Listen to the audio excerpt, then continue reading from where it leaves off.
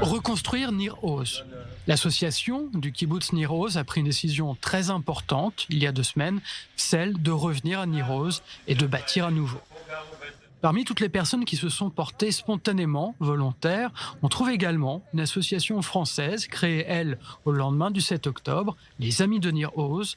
Leur objectif, soutenir les habitants du kibbutz par des projets bien concrets. Le premier projet que nous avons mené, c'est de financer les études des étudiants de la communauté. Donc ça y est, c'est fait. On a également organisé un certain nombre de séjours en France, notamment à Paris, pour les jeunes de Nir Oz. On va le faire l'année prochaine pour les bat et bar mitzvah de Nir Oz. Donc on a eu des projets d'urgence. On vient 3 jours en Israël et on passe cette journée aujourd'hui à Nir Oz et on va rencontrer la communauté de Nir Oz à Kiryat Gat tout à l'heure pour définir ensemble les projets pour l'année 2025. Mais avant de reconstruire, c'est le temps du souvenir. Durant leur court séjour en Israël, les Amis de Nir Oz ont tenu à rendre hommage aux victimes du festival Nova.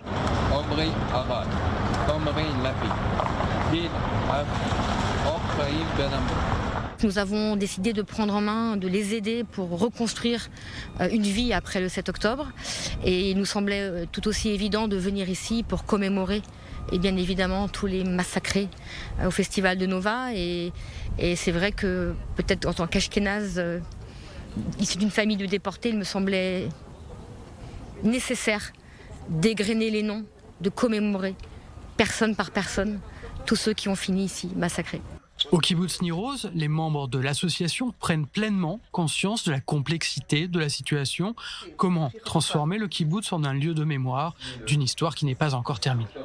Ils sont reçus par Hadas Calderon et certains prennent toute la mesure des horreurs commises par les terroristes de Gaza et du niveau de préméditation. Ça démontre que l'intention et la préparation. Hadas Calderon, élue femme de l'année en Israël, qui mène un combat titanesque. D'abord qu'elle a mené pour la libération de ses 2 enfants, Sahar et Erez, qui ont été libérés au mois de novembre, et qui mène un combat pour la libération de Ofer, leur père, Ofer Calderon, un des 2 Français encore en captivité avec Oued Yahalomi. Et donc une femme extraordinaire, un courage absolument incroyable, un combat, une lutte de tous les instants. Elle a eu la gentillesse et elle a pris le temps de venir nous montrer la maison de ses parents, Uri et Carmela, incendiée. Dont je rappelle quand même que Carmela a été assassinée avec sa petite fille Noya. On les a retrouvées toutes les 2 dans une mare de sang, enlacées l'une contre l'autre. Donc des destins tragiques, un kibbutz meurtri et un kibbutz qui doit être aidé, soutenu par tous.